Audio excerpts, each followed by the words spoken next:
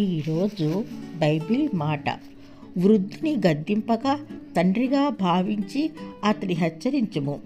అన్నదమ్ములని యవనులను, తల్లులని వృద్ధ స్త్రీలను, అక్కా చెల్లెండని పూర్ణ పవిత్రతతో యవ్వన స్త్రీలను హెచ్చరించుము.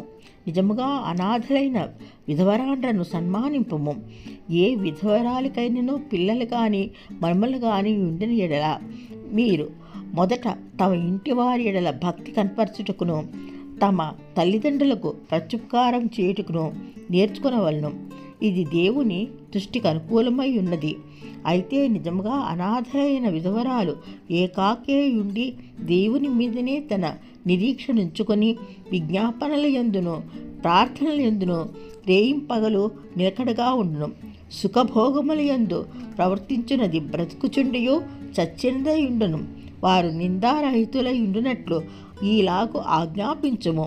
ఎవడైనను స్వకీయులను విశేషముగా తన ఇంటి వారిని సంరక్షించకపోయినలా వారు విశ్వాసత్యాగం చేసిన వాడై అవిశ్వాస కన్నా చెడ్డవాడై ఉండును.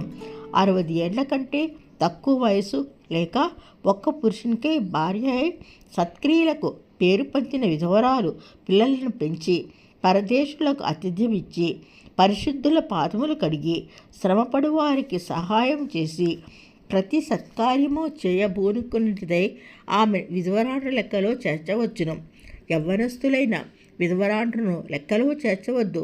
వారు క్రీస్తునకు విరోధంగా నిరంకుశులైనప్పుడు తమ మొదటి విశ్వాసమును వదులుకొనినను తీర్పు పొందిన వారై పెండ్లాడగోరుదురు. మరియు వారింటింటా తిరుగులాడుచు బద్ధకరాండ్రగుటకు మాత్రమే కాక ఆడరాని మాటలాడుచు వదరుబోతులుగా పరుల జోలికి పోవువారగుటకును నేర్చుకొందరు. కాబట్టి యవ్వన స్త్రీలు వివాహం చేసుకొని పిల్లలను కని గృహ పరిపాలన జరిగించుచు నిందారహితంగా నిందించుటకు విరోధికి అవకాశం ఇయ్యకుండవలని కోరుచున్నాము. పనివాడు తన జీతమునకు పాత్రుడు. 2-3 సాక్షులుంటేనే గాని పెద్ద మీద దోషారోపణ అంగీకరింపకము. ఇతరులు భయపడు నిమిత్తము పాపము చేయు వారిని అందరి ఎదుట గద్దింపము.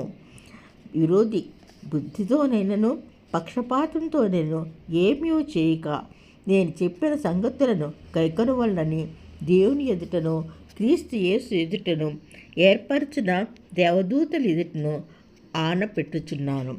ఆమెన్. 1 తిమోతి 5వ అధ్యాయము.